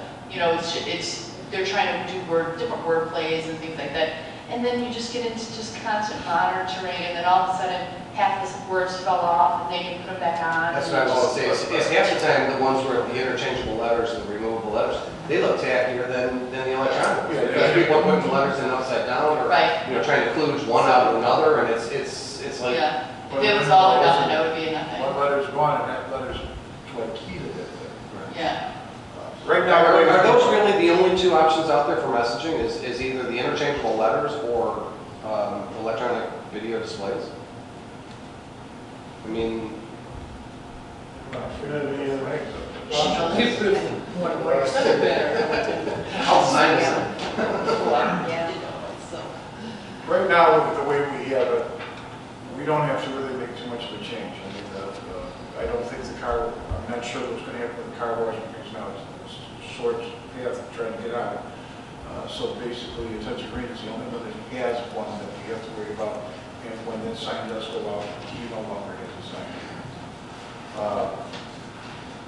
But getting back to your point about the Supreme Court case and saying that, you know, not allowing it for commercial, allowing it, what about allowing this MITRE sign? I mean, is that cracking things open too, allowing it for gas stations to have a way of electronically changing their pricing, but precluding anybody else from doing any type of electronic signage? That's a good question, although you could get in sticky situations where, you say, gas stations can put prices up, but if the school is having a sale, a book sale, and you say like, oh, it's kind of tacky to have them advertising prices of something on their sign, then... Well, we're saying the school can't have a sign like that, but we're saying that a gas station could. Is that suddenly splitting it and making, you know, favorites out of... It's a good question. We'll have to look at the literature again to see if that would fall under the court ruling. Just want to clarify, we do allow time and temperature right now as electronic messaging is permitted. And we also allow changeable message boards, so that needs to be looked at it. And also the menu boards like McDonald's drive-thru, they're converting into display panels. So we need to take a look at that too. So. Yeah, I never thought about that. They change that all the time. We're talking about the drive-through menu. The drive-thru menu boards, they're converting into display panels. That's pretty site-specific. When you go through the drive-through. Yeah, right. That's what I mean, it's site-specific, you're on the site, so Right. you can't say I'm being bombarded by the sign, you drove into the drive-through. No, Just- but yeah. they still have the message sign out in front of it, but it's a put-up letter. You know, they have to put the letters up there and change it. Right. The menu boards that some of the fast food drive-thrus are going to usually are not typically classified as a sign. They're classified, I've seen this done in other communities where they're classified because they're not something that they're not oriented to the right-of-way and the public realm. They're internal to the site plan and they're used basically for a specific purpose. So I've seen other codes where they have written it that way where they're permitted because they're not classified as a sign. So in other words, if you wanted to go to the library, they wanted one, if they put it on the side where the door is, where it's not on the street level, they could do that? Just as, just for instance. I think so. Yeah, if they had a drive-through drop-off or something. Usually they're tied to a special use for a drive-through. Yeah, yeah. Yeah, I mean, each building has its own percentage of signage that they can have, so if they want to use their percentage of signage that way. Right, not on the roadway. Like if you go up to a church, the church sometimes has the little reader thing, so I kind of look at it like that. I mean, that would make sense, and it still gives them an opportunity. As for the gas station, God, it's been like that forever. I mean, they've all, well, before it lit up, they always had to change the prices out on the street, but I mean, now, like you said, I've seen them change while you're pumping gas. Yeah, it's true, and Never down. the difficulty, although give and read, I mean, you do our best to comply is kind of my thought, but if you don't allow it, which is currently conditioned, you put other future uses at a disadvantage because the guy next to you or down the street has it. And so I'm not sure what the right response is. I think I know what the practical response is. I don't know what the right legal response is. Well, it sounds like the consensus is no on electronic message boards. I would just like, as part of the process, maybe a definitive answer so we know in the future whether that's impacted that way. If you could research that. All right, thank you. Visibility, obviously another big factor here. The point of these comments and issues are ones that we talked about before, allowing for taller, higher signs, multi-tenant signs for larger developments. BJ said anything over 50,000 square feet. Is that the right threshold? I'm not sure. Maybe it should be larger, as most of these projects are probably 75 to 100,000 square feet. So 50 may be a bit low. The point, other people we talked to simply said, well, whatever the requirements are, we shouldn't vary it. It should be the same for all businesses. So it doesn't matter if it's a Meyer shopping center or it's the oil change guy down the street, they should all be entitled to the same height and size and whatever. That's an argument. I have a question about this particular sign, and this is probably more for staff, is that sign, does that meet our current regulations? Because I know exactly where that's at, and it's actually down kind of in a bowl off of Bell Road, and it's sitting on about 10 or 11 feet of concrete or something.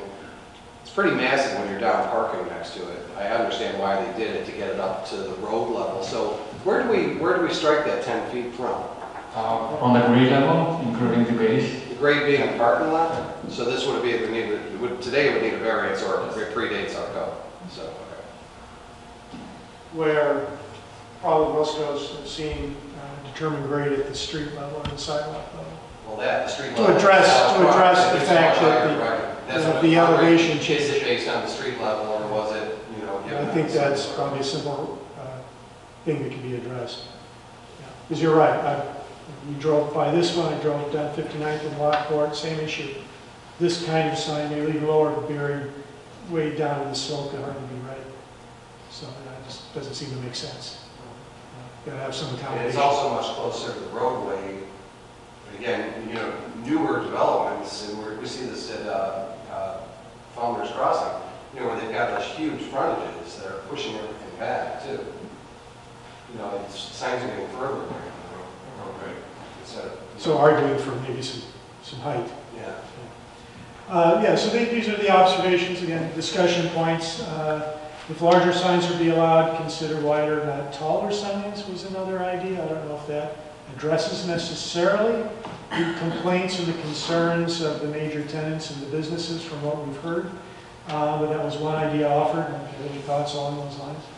And then allow taller signs on the visitors' roads. Yeah, so one would argue then be a little modification of what we talked about before, where 159th and others, I'm sure what's up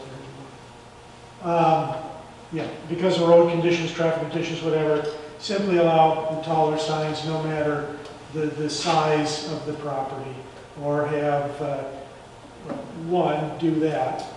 So you're at 10 feet now, go up to 12 to 15, let's say 15 across the board. and then anything above 15 would be only allowed for the 100,000+ square foot unified developments that would be processed through the Plan Development Code. So that is a couple of different ways to address the issue of trying to create some, acknowledge some differences between where signs are located on the obvious busier roads was, quite frankly, where else are these commercial centers going to be but on those roads? They're not going to be on the secondary roads, Cedar, and so, you know, off the main road. You're not going to have these kinds of developments. So. Sure, but you did state at the beginning of your presentation about allowing ag to go to the commercial standard instead of That's true. So That's that would definitely have to be handled differently. Yeah. If you're going to change all, or, you know, think about changing the commercial. Yeah, absolutely. You can't just blanket allow ag because ag is bumped right up against residential. It certainly can be. It's also, You know, I would not argue the same kind of standard being applied in those areas. That's correct.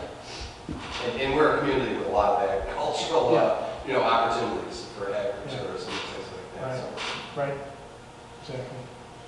So maybe that's, like I said, that earlier comment was more kind of an observation of things that I think just need to be corrected and looked at. Any other thoughts regarding some of these concepts, ideas, recommendations? Got any different feeling about how to regulate size, height? Anything you've seen? Well, we'll talk about that a little bit later. But any strong feelings either way? I don't think necessarily wider. I think taller myself. Well, I think the only thing that happens with wider is what you see there, they split it in half and then all of a sudden 4 tenants go to 8 because it's wider. Plus it takes up more parking. Wider to me, yeah, and it's more, if it's low and wide, it's just blocking more view anyhow. I mean, so to me, taller isn't necessarily an issue. 30 feet, yes, that's an issue. You know? 15 feet over 10, you know, that's not as much of an issue. I'd rather see that than getting wider and wider and wider. And of course, sorry? I would agree because I think you're going to see what you see here where 4 turns into 8. The other thing I should have mentioned up front, we will be providing and researching what the other comparable communities near you are doing as well, because quite frankly, not only is it good as a benchmark, but within the marketplace, if you know that businesses are already complying with X standards in other communities, right, then there's not much of an argument to say, well, they only get 10 feet, 15 feet block park, why can't you do it here? Not much of an argument, it seems to me. Unless you want to be, quite frankly, it's more business friendly and encourage development. And that may be a legitimate, issue. Yeah, and I think we have to also be careful on what we consider comparable communities. You know, just because they're right next door to us doesn't mean that, they're comparable maybe. Where some people might, like there's communities that aren't adjacent to me where I really like their signage and what they allow, and there's communities up north that I really like. And then there's communities closer on here where I don't like them at all, so I would be cautious as to what we're considering comparable communities. Well, if you have some thoughts along those lines, that's very important. We've asked staff to provide a list of the 8 or 10 or so that we got. Most of them are nearby communities, with the exception, I think, of Frankfurt in my memory. If there are other outside of the kind of general geography of where you're at this point, there's a limit on how much of this research we can do, but if you want us to take a broader view, please send along some ideas. Okay. Thank you. Anybody have any other questions? On this? Okay. Why would you want to say also? No. One more slide. That's fine. This is just a notation, as Todd mentioned before, nothing we need to talk about now. We do feel it's important to establish landscape standards. The point of this is I think it probably should be best addressed in the landscape code. We don't get, where you find landscape standards should be in one place. And certainly, I think that should be something addressed in the code. But these are certainly some piece examples. The basic thing is you just have to provide some ground landscape around the sign to set it off. Nothing all that controversial about it, I don't think. And then lighting, talked about before, Mayor did mention no up lighting. There are several, I think these are probably the typical examples. The Weston Place is an uplit sign. The downlit sign is the next one, Carlsbad Commercial Center. The internal sign is really kind of backlit into internal, illuminating the letters, as well as the backlit of the frame of the sign itself. And then internal we call box panel signs, so you can imagine some of those other multi-tenant signs, which focus on the same thing, the gateway, and then the panels are lit internally. So if you have any particular thoughts, I would tell you as a part of the visual preference survey we're going to do very shortly, here you'll have an opportunity to actually vote on your thoughts on each of these sign types. So if you have any other compelling ideas, the results will be in the survey, and we'll know where we stand. Real quick on that, I'm not, I think it was mentioned earlier, I'm not necessarily opposed to uplighting of signs that isn't what I would consider uplighting. You know what I mean? I know technically that's true, but when it's pointing at a sign and it's not, yeah, I mean, I just think I think uplighting is, that's technically the term. Yeah. But when you look at that, if you look at Weston Place or you look at the commercial center, It stops right there. there's a more premium feel, I think, to that Weston Place. And I would say that the prime example right now is what we're building out here. We've got if you look at our on active core, if you look at our two The piers. the two piers, that's up lighting on those, but it's, you know what I mean, it's directional lighting, I guess is the way I would consider it. Yeah. I just don't think it's something we just dismiss when we're talking about signage. I'm just talking about right down the front, it's just going straight up. Exactly. Yeah. Totally with you, right? Yeah, the gooseneck downward lighting and those upward lightings, I think they can look really classy, like for subdivision entrances, for like the name of shopping centers, the entrances to the shopping center. Sometimes if I don't have signage, if I'm a tenant and I don't have signage, I just say, hey, up in the Geneva Commons. Yeah. That kind of thing. I think it looks classy. I kind of view it as almost landscape lighting, right? My landscape lighting is directional lighting at plants. It's not hitting the sky, but I don't have lanterns over my plant down. You know what I'm saying? So I kind of, it's directional lighting, maybe is what I would refer to. I don't think we dismiss that. Then you're going to have to change the whole nother ordinance, because we don't allow uplighting because it's commercial. Now, we don't restrict it on residential, but the 360 that went up on the top left is not permitted. The lanterns that are sitting on top? That too, because that's a 360 that's not shielded. Yeah. Well, I'm saying it's personal preference. I just think it's not something we close the door on as part of this discussion. I think it's more directional than up, but I know, I'm not talking about the technical definition, I'm talking about the practical use in my world. I don't find anything objectionable about any of those, to be honest with you. They all work. The one that says gateway, that's a good application. I'm presuming that sign is about the same size as the Meyer sign, over at our shopping center, that height. Somewhere. So for something like that, I don't think that, and again, that is very similar, other than the fact that the Meyer panels are not connected, they're individual panels.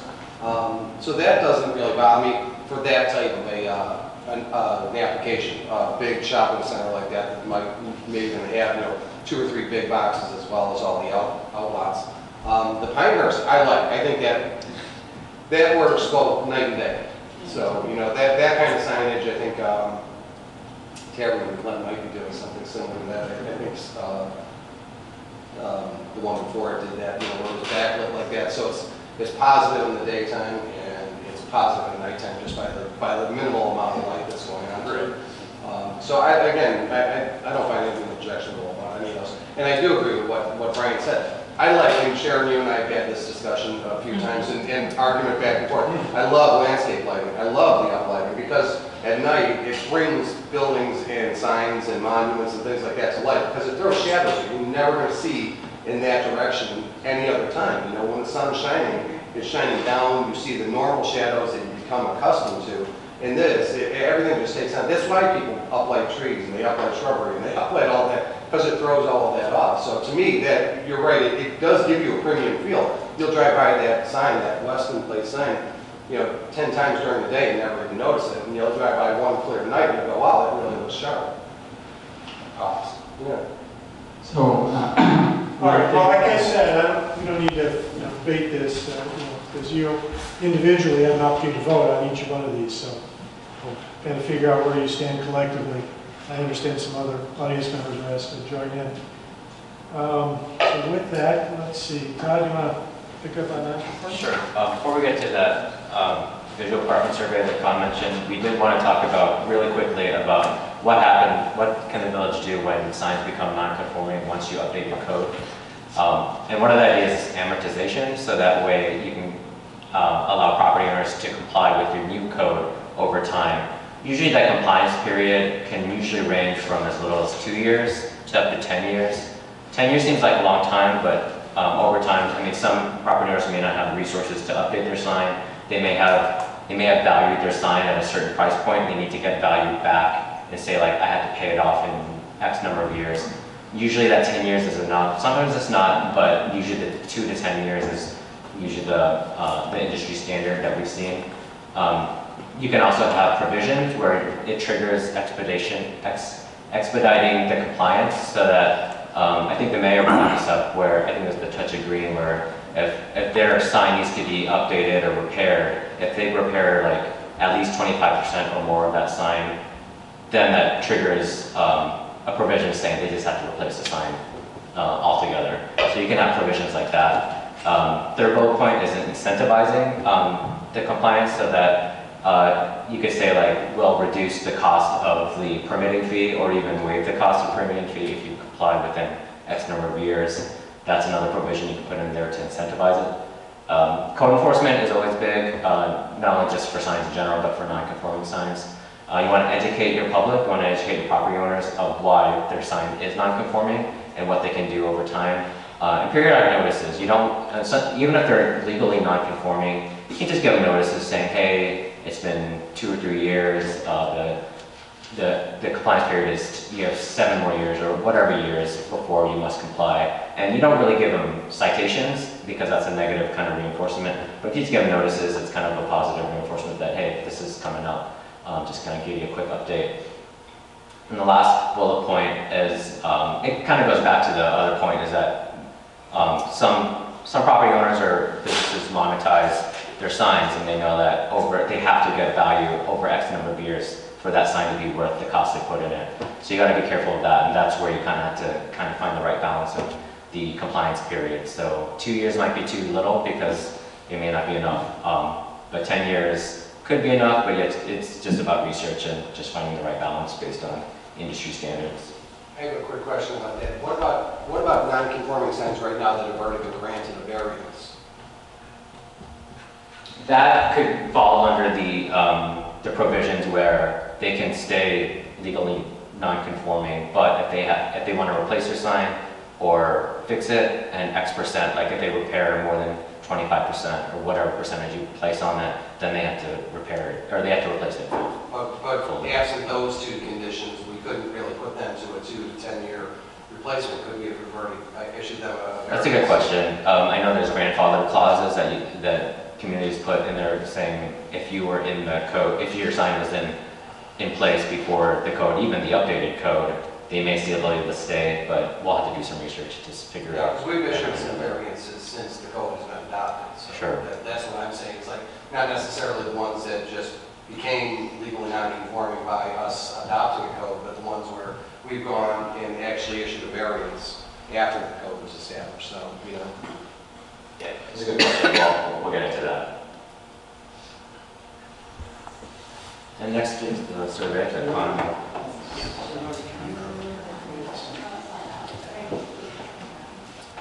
Switch over. Thank you.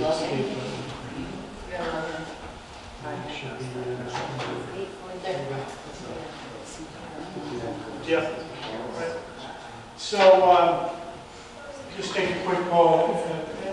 Is anyone in the room participated in an image or visual preference survey before to get a general idea of what this is about. There's a lot of qualifications getting put on the visual preference survey.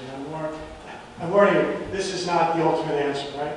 This is just one tool in the toolbox, and of course a lot of the discussion tonight is a very important piece of that we use to begin to help understand and evaluate what the community says about signs and sign types or your preferences. And that's all we're doing is gauging your preferences on a simple scale of 1 to 3. Do you like the sign? Are you neutral about it, or do you dislike it? And from that, we do our best to try to distill and summarize what the vote tally tells us and then make some interpretation. Now, I have, different from what I've done in the past, this particular system allows me to add a slide to actually capture your comments. So in addition to the comments you've already provided, if there's anything else you want to say, and I've broken these image preference survey into about half a dozen different sign categories. Some are related because there's different types of monument signs, different types of message center signs that we already talked about. So we may move further, but at the end of each of those categories, there'll be a slide that comes up that basically says something like, give us your opinion on or thoughts about this particular sign type. And based on the images you see, you'll tell me, yeah, I like these monument signs because they were brick. I didn't like it when it was, whatever it might have been. And if you have thoughts about that, you can capture that on your phone. So this is a internet-based, cloud-based system. The results are all going to be floating in the air. And we'll be able to obviously provide hard copy comments to you. So your voting is all via your phone. And so the information is on the screen. That's as simple as it is. To be able to start the voting process, you'll go to this menti.com. You'll be at the top of that screen. On your phone, it'll ask you for a code to vote. And you'll punch in that code at the top. Do you keep saying phone too, we can't use our iPads, right? Oh, yeah. It's just internet. Computer or whatever, right. Is your preference to have just the village board members participate in this? Well, I understood there were a couple other members of the audience who were invited to participate. You're welcome. Yeah. Todd, I'm noticing there's a tally up there too. Yeah, I think a few of us already started. Okay.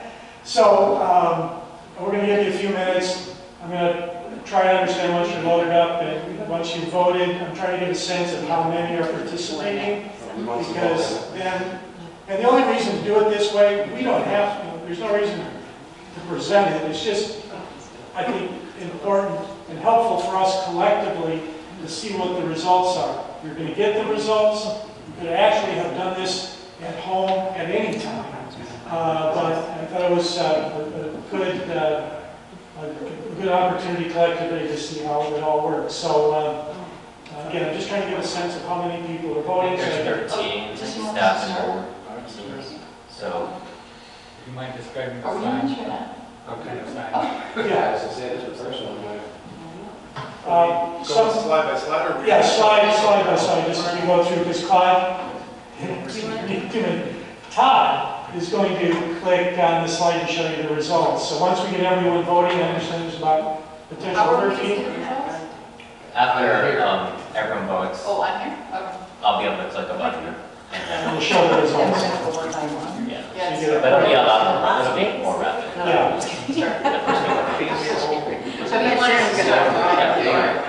So, So should we have voted on the first slide? That's all we're asking at this point. This category is described as monument signs. There are two categories. Monument signs associated with one business and monument signs associated with multiple businesses. So this is asking your thoughts for the monument signs for one So we individual have business. 10 registered responses. I think we have 13 staff and board around the Is dais. anyone else here participating? All right, is everyone still working on it, voting? Is everybody voting? Joe, are you voting? So now we're down to 12. VJ, are you voting? Jane? So we're down to 12. 12. Matt, you're in? Yep. All right, 12. All right, we're missing one. We can also move on. Yep. So this was pretty split. So the blue is desirable, the yellow is neutral or no strong opinion, and the teal, light blue is undesirable on the far right. So it's mostly neutral, 50%.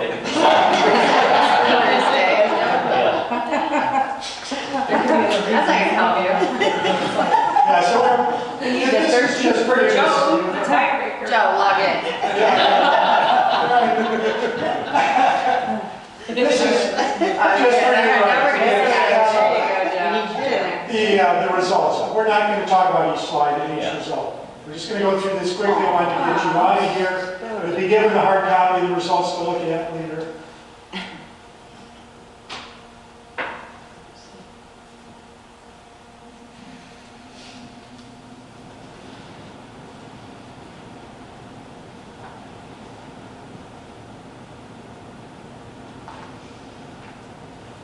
And as you're going through this, with any visual preference, there's lots of things that could influence your thoughts about a particular image. The time of year, there's landscaping not. I'm going to ask you to try to not think about those things. Simply focus on the sign itself, the materials of the sign, and the issues associated with that sign. Sometimes there's better images.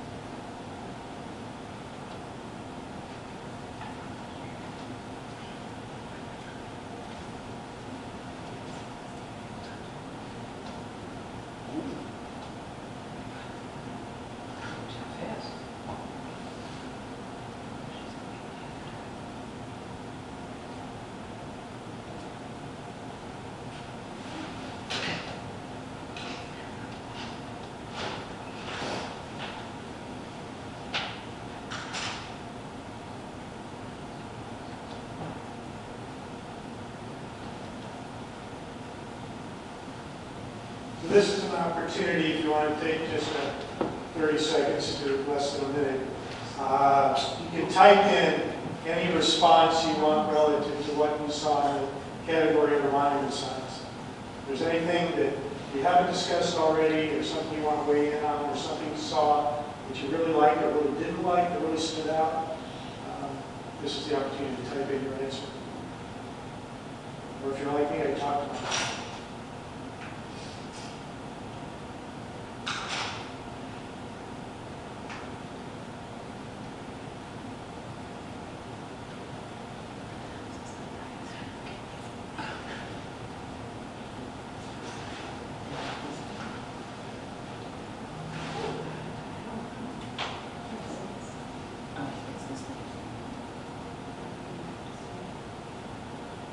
Should I go on, Con? Or wait? Yeah, the arrow is down, hit the down arrow, see what that comes up.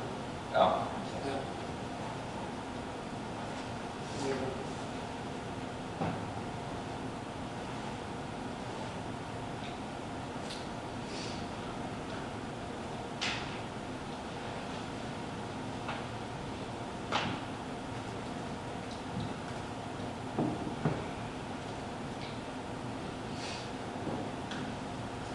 All right, very good.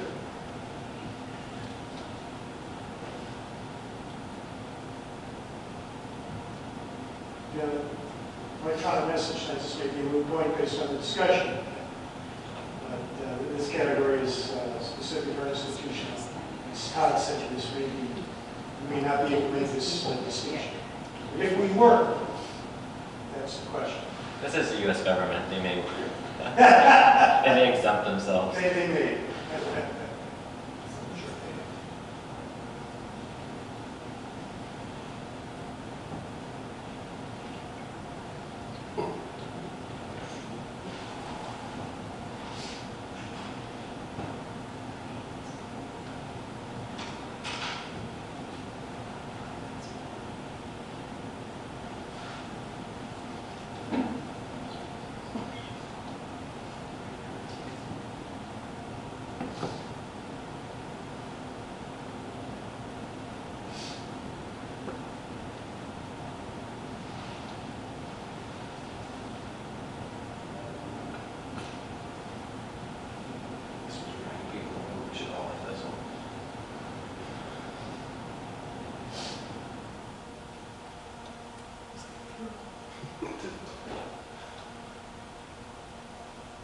Question about this, I can't even see the sign.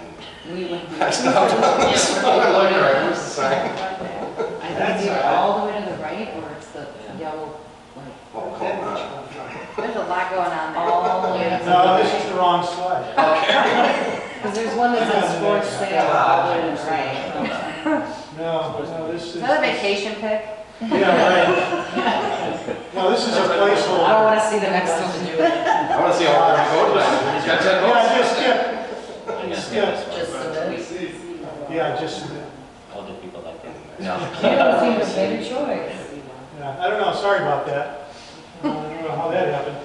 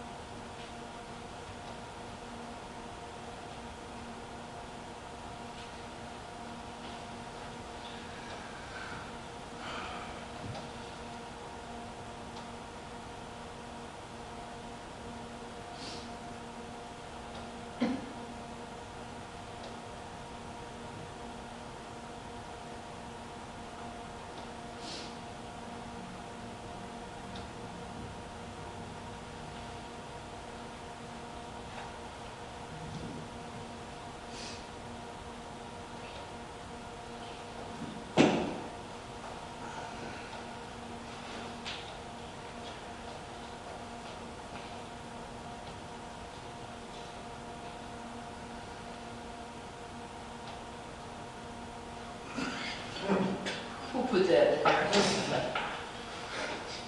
Just to aggravate. That's all it is.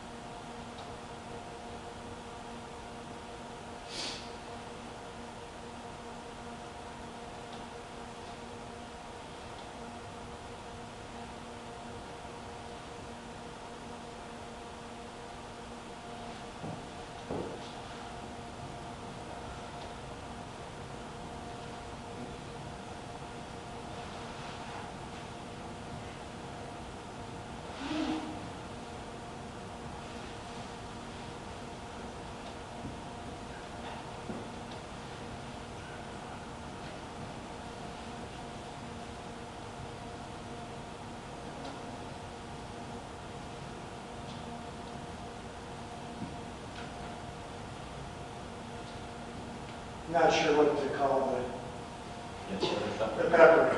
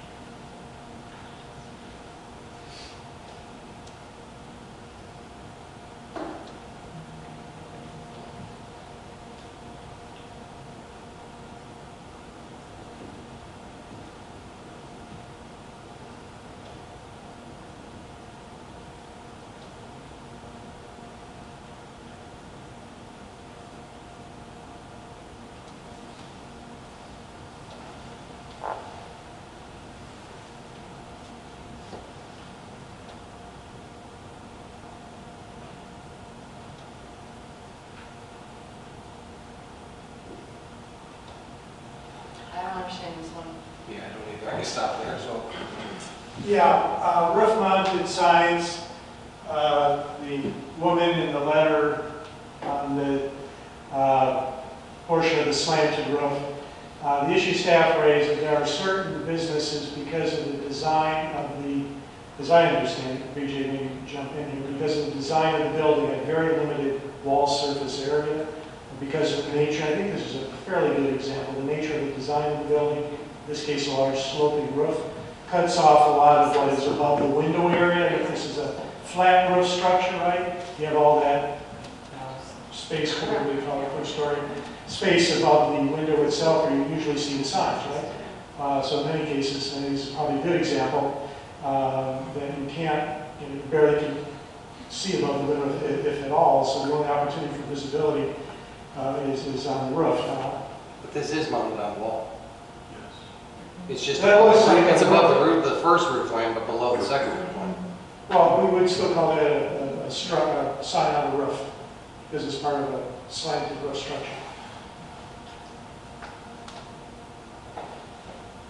Again, your point could be matter of interpretation. I see where you're coming from.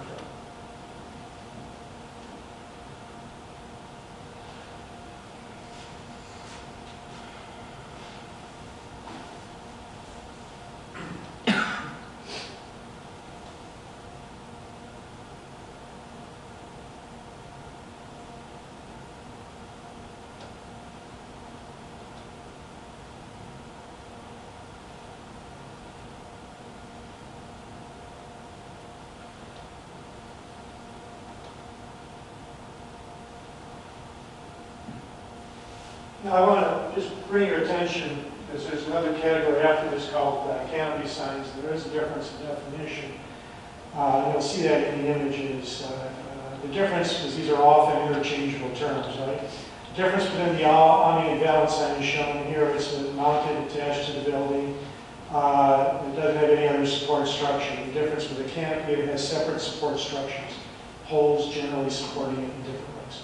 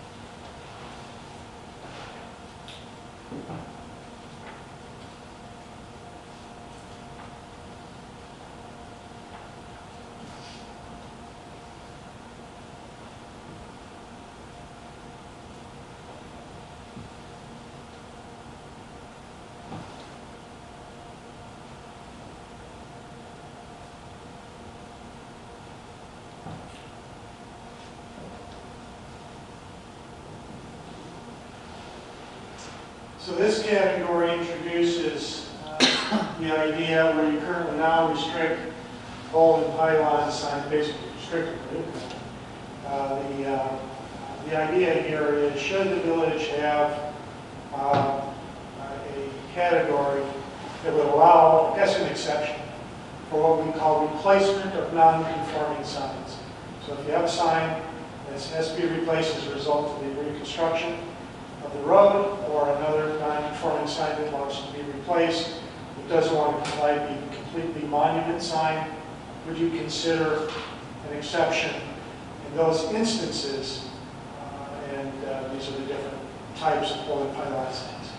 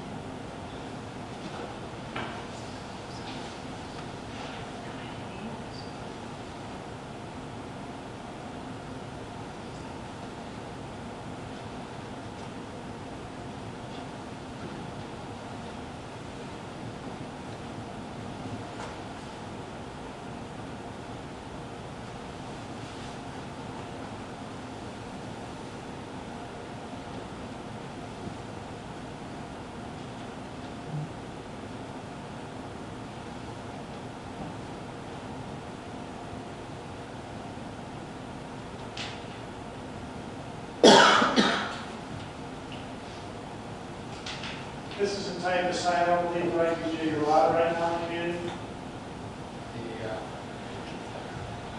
These are Projecting sign? projecting sign. I don't think we addressed that. Yeah, they're not clearly described in the code.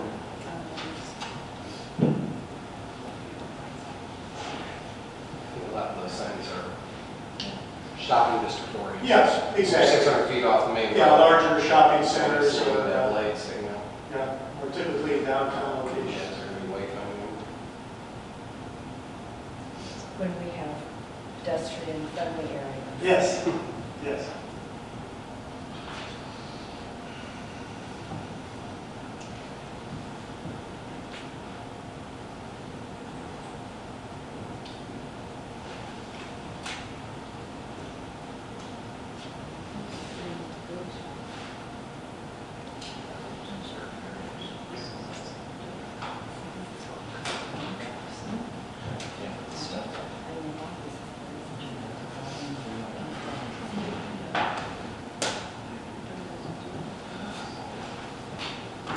I believe this is our last minute. It's just stuck.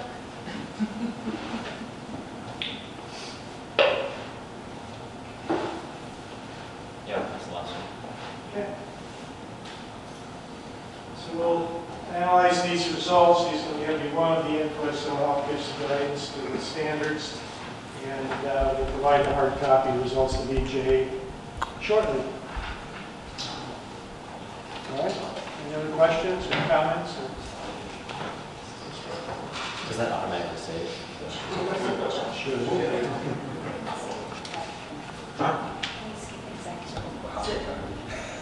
Do you need to go in? You need to go in.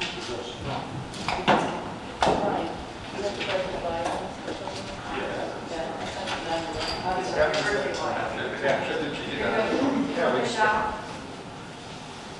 I'll take it.